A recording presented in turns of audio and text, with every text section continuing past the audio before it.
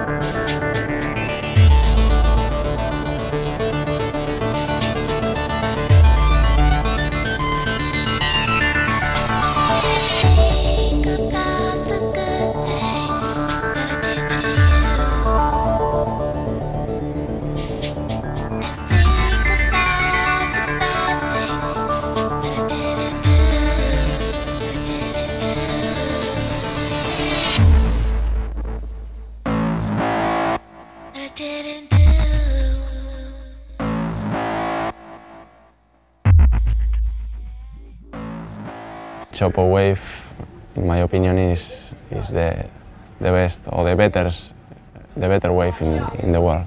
You know, I saw the Tahitian rounds of the trials. You know, there's some good local guys here. You know, they got one of the best waves in the world. So with a bit more practice and everything, you know, I'm sure you'll be able to see a few more Tahitians coming through in the next couple of years. Bodyboard out here are really good.